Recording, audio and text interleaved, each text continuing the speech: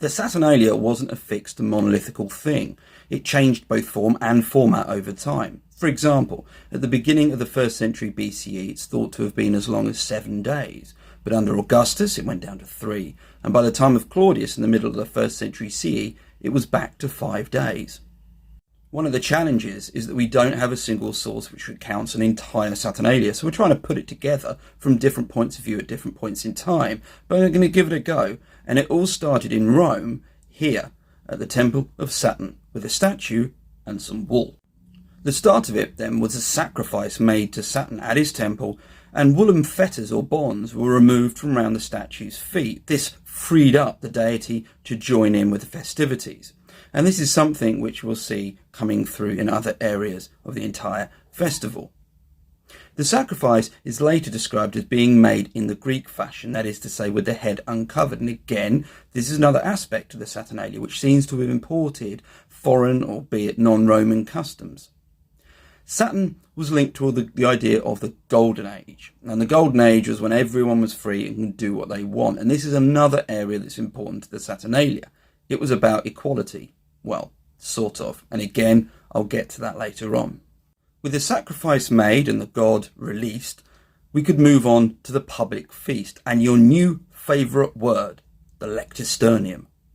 The Lecturestonian, apart from being your new favourite word, was its own distinct ritual. So how did it end up being associated and a part of the Saturnalia, and what was it exactly? The ritual itself involved votive wooden, probably, images of gods being put on a couch, and that couch being brought to the feast and sacrifice. And that way, you were literally inviting the gods to banquet with you. You were trying to keep them on side, even more so than normal.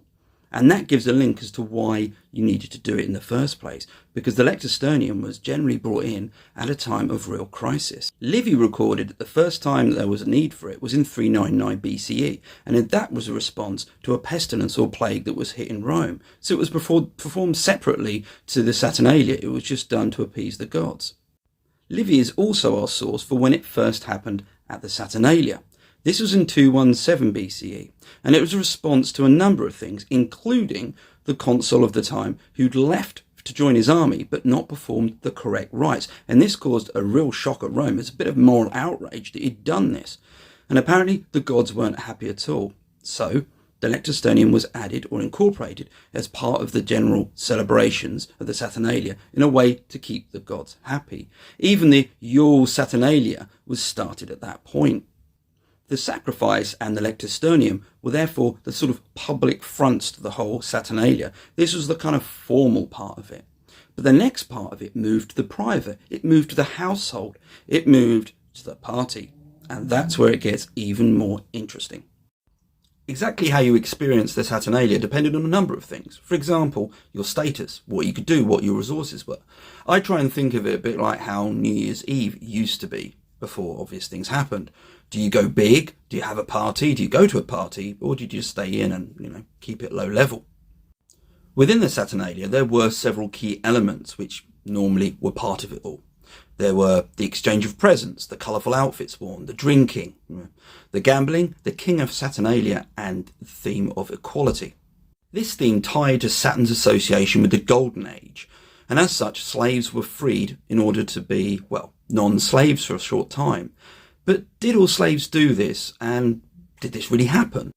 Well, yes, but also no. Just think about it. If you're a slave, then the chances are you're going to be a slave again after your temporary freedom, and you've still got the same master.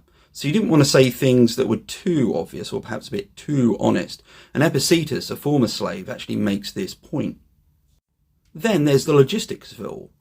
Imagine you are in a farm outside of Rome, or in a small house. There might be slaves then that can just get on and have a party and it doesn't really interrupt you too much. But imagine if you're a rich Roman and you were hosting a large party or a large event over a couple of days. Well, all those slaves can't just be given the time off because they're going to be doing all the work. So what happened then? Practically, it might have been that some slaves were given the time off completely. Perhaps others had less duties to do. Perhaps there was a rota and they shifted around. But the idea of them all being given time off, probably not the case, not in those circumstances. But again, as we don't have a definitive account, we're kind of left to guess and try and work it out. The king of Saturnalia What was it? What did they do? And how does a tragic, Nero-inspired karaoke outcome get involved in all of this? So to start with, we think that the King of the Saturnalia was a later addition to this all, and that's because its primary objective was to kind of mock the idea of one person ruling above everyone else. So it sort of relates more to the imperial period. And that actually carries on to a couple other motifs that I mentioned in the other videos. And that is, firstly, that it's about equality because the King of Saturnalia was chosen by lot. Everyone has the same chance. And the other thing was that it mocked social or challenged social hierarchies, which it did, because anyone can become this all-powerful party person. It seems that the king's main objective was to be able to make requests for people at the party to pretty much do anything that person wanted. We're not sure whether or not that relates to just the people who were involved in putting their names forward for it, or just the party at large, and perhaps that rule differed depending on where you went. Probably one of the most famous instances of all of this involved the Emperor Nero. He had a younger stepbrother called Britannicus, and at one Saturnalia, he decided to humiliate him because he was a bit concerned about Britannicus getting a bit too popular. So he asked Britannicus to stand up and sing in front of everyone, and Britannicus did. But to Nero's horror, Britannicus sung about the horrors and tragedy of his young upbringing, and everyone really felt for him. And it's no coincidence, at least not in the mind of Tacitus, who gives us this account, that Britannicus was poisoned as a result. You see, that's why I don't do karaoke, because you just don't know who's watching. Martial, a Roman writer, included a list of gifts that you might receive or give at the Saturnalia. And he also made the comment about how, you could just give cash.